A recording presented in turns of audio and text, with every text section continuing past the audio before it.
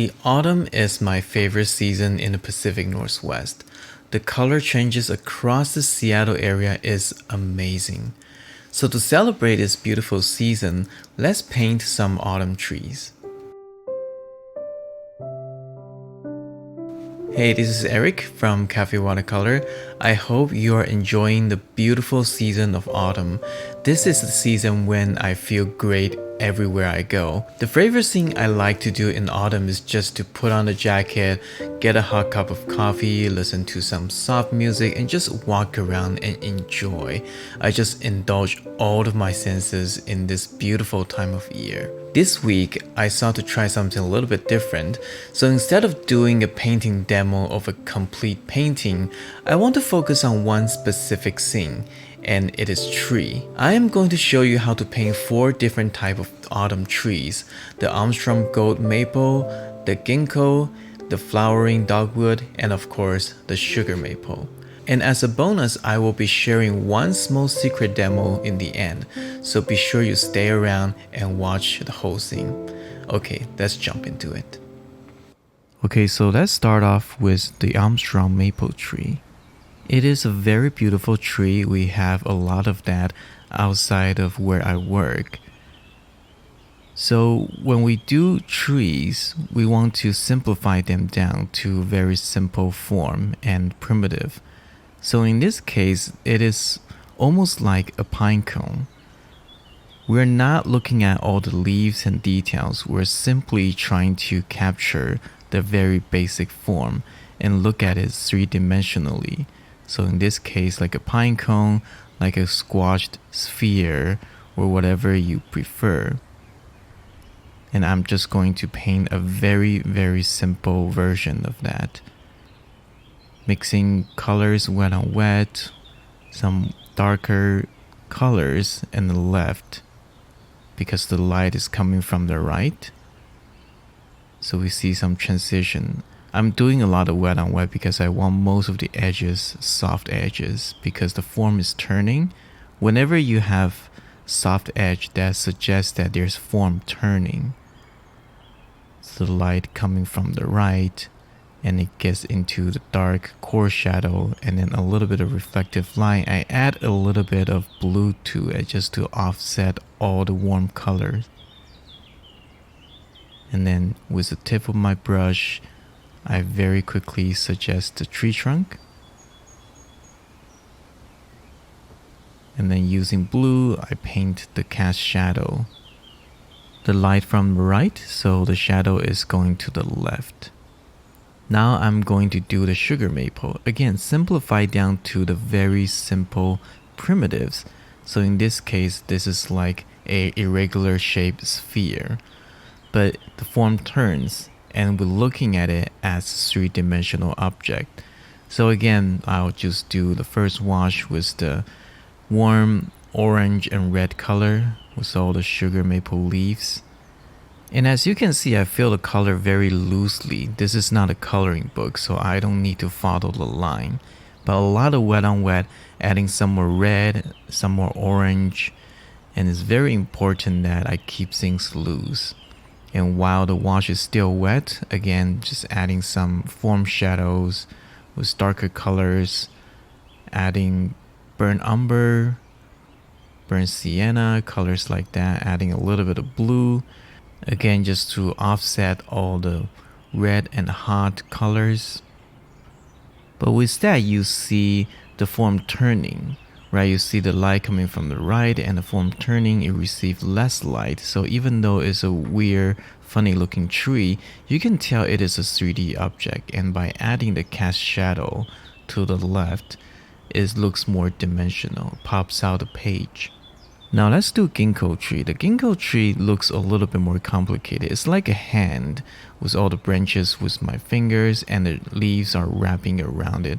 So I'm making it very simple. Just make it 3 branches with 1 tree trunk. And I just do like leaves, like a cone wrapping around each of them. And the shape merges and joins at the bottom. So the ginkgo tree in autumn emit this bright, beautiful yellow color. So I am going to paint that, again very loosely, So we got our basic color there, and we're going to add some more form to it. So I'm adding a little bit of orange on the bottom and the left. We try to keep the lighting direction consistent. So already by just adding a little bit of darker warm color, you can already see the form turning. Adding some blue. So you can already see the form. Again, looks really funky and looks very simple, but that's the point. You want to simplify what you see. We can always make it more complicated when we are doing the real scene, which I'm going to paint the tree individually later. Next, we're going to paint the flowering dogwood. Now this tree is a little bit different. So instead of trying to come up with one single shape, it's a group of small spheres because the leaves clump together into different groups.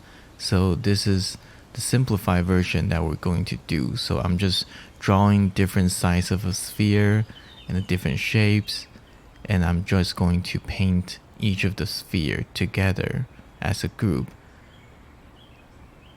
So again, as you can see, very loosely, just keep the sphere in mind, and I just paint all those shapes together.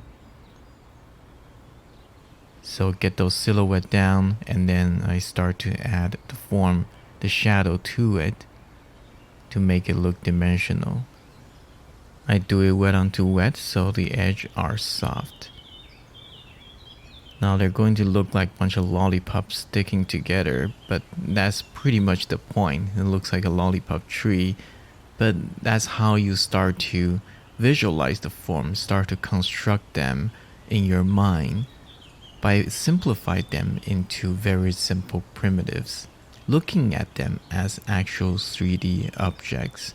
When you're painting individual trees, you don't want to treat it as a 2D flat shape because it will come out flat.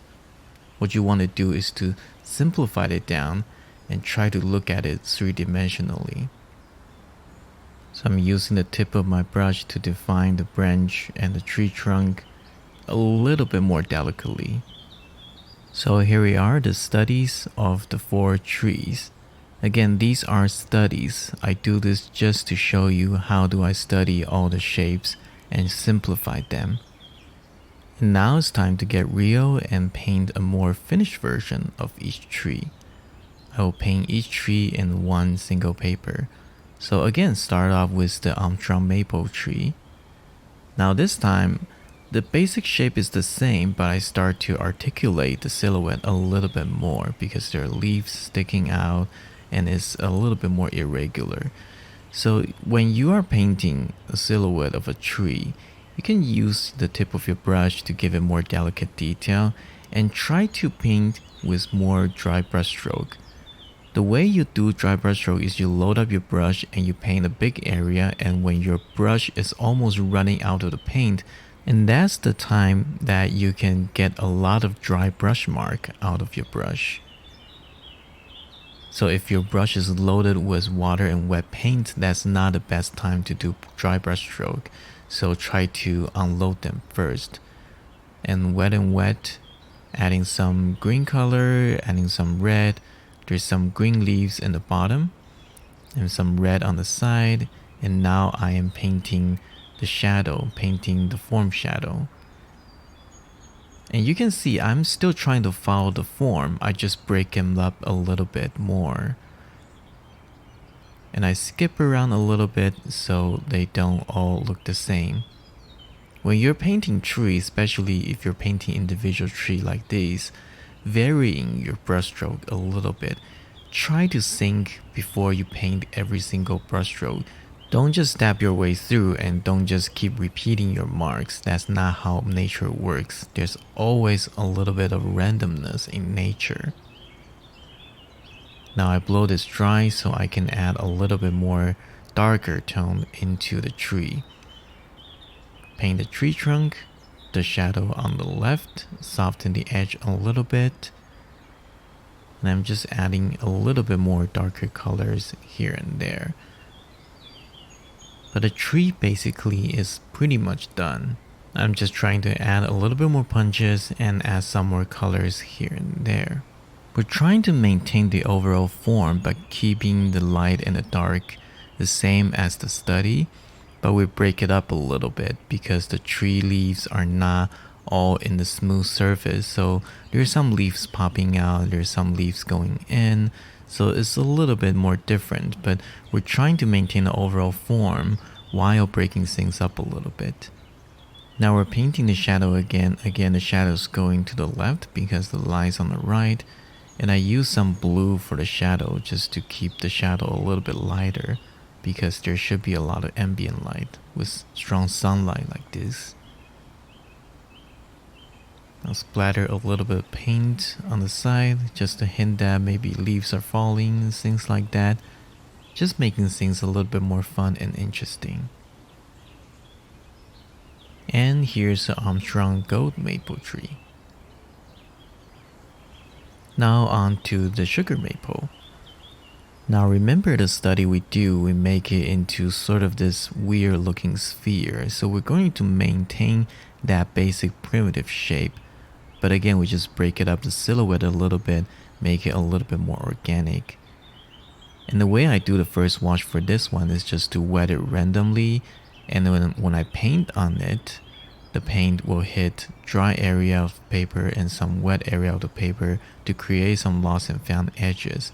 And wherever there is a spot, there's a white spot in between, I can use those to hint a little bit of tree branch into it. So when you see some gaps between the shapes, that's where I use the tip of my brush to hint a little bit of the tree branches hidden behind all the leaves. This is a nice trick that I like to use to be able to make things connected yet a little bit separated. The lost and the found edges and shapes is probably the most interesting thing about watercolor, so we make good use of it. So again, we're maintaining the overall lighting, so lighter on the right and darker on the left because the light is coming from the right. But again, we're trying to make it a little bit more sophisticated now. So instead of just a smooth sort of big form, we started giving a little bit texture and bumpiness. So while it is still kind of wet, I am using a darker mixture and using the tip of my brush and started giving some dark shadows in the bottom left and some areas in the middle. So I treat them as individual clumps of leaves now, and while trying to maintain the overall big shape. So it gets a little bit more complicated than just doing that lollipop tree, but the basic idea is the same. And you keep that form in mind and you pair that up with different type of brushstroke and breaking shape up a little bit, the negative space, and a little bit more sophistication, and it's going to look more and more believable as a tree. But again, I am not painting all the details, I'm not painting individual leaves and things like that. I am just making the form more readable with a little bit more definition, and that's about it. Now I'm painting the tree trunk using the tip of my brush and darken some of the tree branches and some leaves. Mixing a cool color for the shadow and try to have the shadow shape roughly resemble the tree. Doesn't have to be very accurate, but if it looks intentional, it's good. Again, splatter some paint on it for falling leaves, and here we have the sugar maple tree. Now let's paint the ginkgo tree. Again, we are treating it as almost like a hand, but now instead of just 3 branches, I am drawing different branches out with a little bit more sub branches and things like that. And I'm not going to draw the cone shape because I'm just going to paint them straight out. So mixing a very almost out of tube yellow, and I'm starting to paint all the tree leaves. Now again, vary in your brushstroke a little bit while think about the big shape that we are trying to achieve. having some space here and there, leaving some white spot. And again, use some dry brush stroke as well. And before it's dry, we're going to add some darker warm on the left and the bottom here and there. Make good use of wet on wet in the first wash. Try to get a little bit of softness and transition there already. I'm adding some blue and that makes it into green. Again, varying your brushstroke is very important. I can't emphasize this enough. There's some speck here and there. There's some bigger brushstroke. There's some smaller brushstroke, some big bold brushstroke, and some small delicate brushstroke. It's all in there. You can splatter some water, spray some water during the first wash when the wash is still dry, just to create some texture as well. Anything that helps you to loosen up is good. So I blow the first wash dry, and you can see the yellow color, the warm color fades off quite a bit. So sometime I will need to go back and start to paint a little bit more. So now I'm painting the second wash, just enhancing some of the darker tree leaves. Again, maintaining the overall value, just to push the contrast a little bit more. So you can see where this shape is coming from. It's coming from the way we do our study. But now it just looks a lot more organic because of the brushstroke and this way we breaking the shape up. Using a wet brush to soften some of the edges, and I'm mixing a dark color for the tree trunk and the tree branches. I purposefully paint that while the wash is still kind of wet. Just make sure your mixture is pretty dry and dark, and you use the tip of your brush to lightly paint over that. And when it hits the wet spot, when it hits the wet wash, it's going to soften itself up. And the soft shape is going to suggest that there's tree trunk behind the leaves. So that's what's so powerful about wet onto wet, because it just gives you that great sense of subtlety. And now we finish the tree. Again, we paint the shadow, roughly resembles the tree shape. And again, some more leaves falling down. And we have our ginkgo tree. Lastly, let's paint our flowering dogwood. Again, I don't know who made up that name. It doesn't really sound that pretty, even though I like dogs. So the trees are actually very beautiful. In spring, it has this beautiful white flower blooming all over the place. And during the fall, it got this really cool dark red color. So I'm going to use quite a bit of carmine and alizarin crimson here.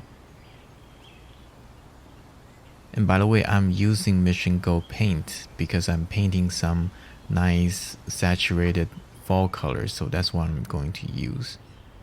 So it's pretty similar to the maple tree. I am just kind of paint the shape randomly, make sure there's enough white spot here and there. And now that the shape is done, I'm starting to add a little bit more color wet onto wet.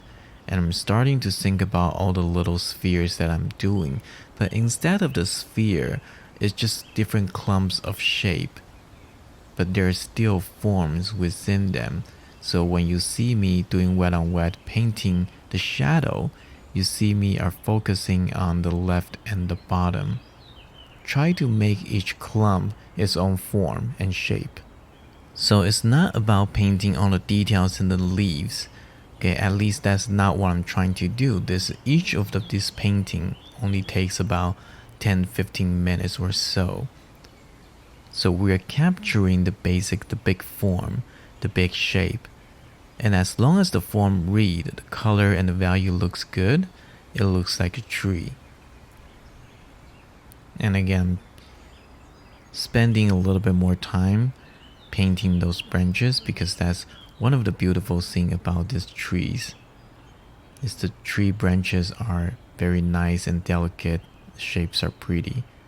So use the tip of your brush, you drag a little bit and you pause and you turn and you lift up. So really think about how you paint the brushstroke, almost like you are writing calligraphy. So if you understand like the Chinese, the Japanese calligraphy, you understand how this should work. The shape should look delicate and beautiful. Again, varying your brushstroke, including painting those tree branches and leaves. They are not all the same thickness.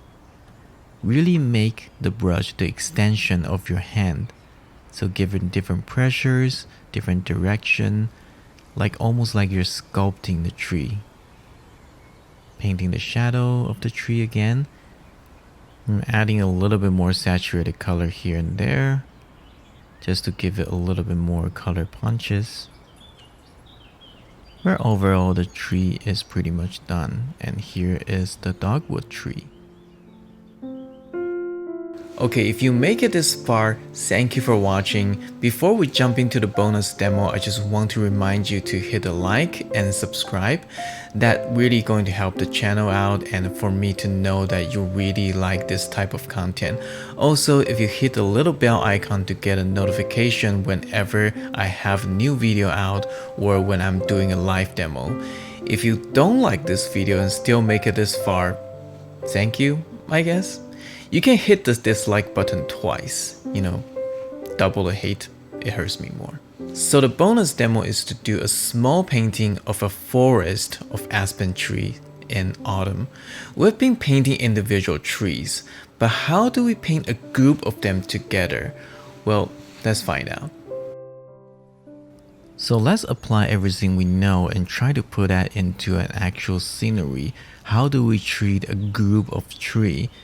So I'm painting an aspen forest. So I'm doing a very rough drawings of where the things are, and I'm changing the composition up a little bit, but the point is I'm going to paint a group of trees. They're lining up like these, and there's dry grass in the front. So for the first wash, I'm going to start by doing the sky, give it some wetness, painting some blue color into it, and vary in the wetness a little bit. Paint the shadow of the cloud, soften some of the edges, spray a little bit of water to soften the overall shape down, and keep the first wash wet. I keep some hard edges for the cloud, but I also try to soften some of the edges. The cloud, I want them to be soft. So you can see the bead gather at the bottom. And that's how I'm going to continue the wash down, and I directly go into the warm and saturated color of the fall leaves and fall trees. And you might think, well, that's going to make the color bleed in, which is completely fine. Again, I say it so many times, the first wash is always about light and color. So I'm not actually painting the actual trees. They are just the color of the light that's emitting from the trees. So as I continue to wash down, I skip a little bit, keep some highlights here and there. Don't worry about the tree trunk and anything, just continue to wash down. And I am using a very big brush just to force myself not to cut up with detail. Now as I finish the dry grass area in the foreground, I'm going to start play around with it a little bit. So I'm using a smaller brush, mixing some darker browns, darker green, and start to go into it. I splatter some water, add some water to it. Make sure you have a thick enough first wash for the foreground grass. Okay, if your wash is too watery, there's nothing to wash off. So make sure you got plenty of paint there. So when you add water in, it will actually start to wash off some stuff. So those watermark, those water cauliflower edges is actually going to help and serve as the dry grass texture. So again, don't be afraid of saturated warm color in the first wash, because the first wash is quite wet. So when it is dry, the color is going to be washed out tremendously. So after everything is dry, you can see how much the color has faded off. So now I'm mixing some darker colors, and then I am going to paint some distant trees. So these trees, I'm not going to make them green or really saturated, mostly just kind of cool gray in the distance. And I leave a little bit of the gap and silhouette for the tree, but I am not going to stress over it too much. And I want to kind of wet it randomly and start to paint the color of the tree. Now I'm actually painting the tree. I actually keep the shape of the tree in mind. So while I do keep a little bit of light on the left because that's where the light is coming from, I am mostly painting the color of the tree and to start to think about the silhouette a little bit. And again, do some wet onto wet whenever you got a chance to do so. But now you can see my brushstroke really trying to vary my brushstroke to make the tree shape looks interesting. And whenever I see shapes that looks too repetitive, I will try to break it up a little bit, either by extending the shape or just to try to take out a shape. And on the bottom, I am going to paint some darker color because it's under the tree, it's dark. And this time I'm actually starting to try to leave a little bit of the white for the tree trunk. Some of it I will scratch them out later, but I will try to give a little bit of gap. Here I'm using the palette knife to scratch out some tree branches and tree trunks. When you try to use palette knife to scratch the paint out, make sure your paint is thick enough and is about halfway dry or almost dry, so it's easier to scratch out. If it's still really wet and you try to scratch it, the water will just seep back in, so there's no use for that. And don't scratch too hard, that's going to damage the paper. And on the right, I try to loosen up even more, so just paint some really wet shape and just do a lot of wet on wet. Make sure everything sort of connect together but a little bit separated with their shadow.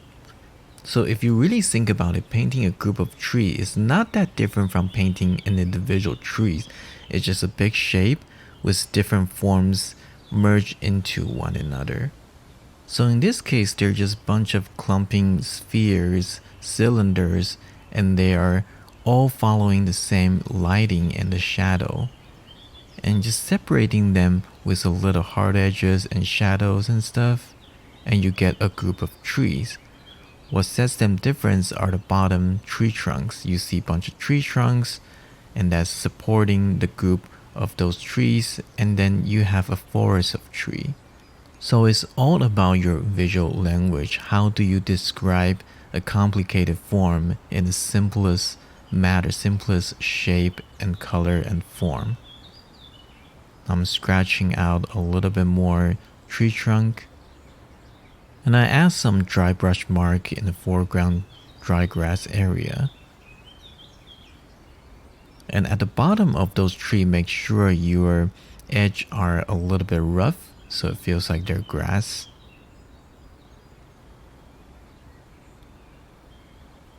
Okay, so I dry my wash a little bit so I can actually scratch the paint out. Okay, so this is going well. I like where it is now. I just need a little bit more separations in some of the area. I don't need to separate every single tree, but some of them. Okay, so try to keep the rhythm of, so maybe 2-3 tree in a group and maybe 4 tree in a group or something like that. Try to think about the rhythm and how the tree is going to look, how to group them into different trees and make them look good. So I'm adding some more saturated color, but some darker shadows on the bottom to separate them. And if you zoom in like this, they just look like a bunch of random shapes. But when you zoom it out, you see a group of tree. That's the power of visual language. You are not painting individual trees. They are the shape and form that you see and you process in your brain, and then you transcribe them on the paper. So this is essentially the way you're retelling the story that you hear, retelling the story that you see. So we're all storyteller. with visual storyteller. So your ability of how well you can retell a story is how well you can use the visual language. Just adding a little bit more saturated color on the top. Try to fill the color a little bit more because they do fade off. So I'm doing some glazing of colors. Now I'm using a smaller brush and start to paint the tree trunk. Just mostly on the side, I do want to maintain some of those light area for the tree trunk. And some more dry brush mark for the foreground grass. Just makes things a little bit rougher.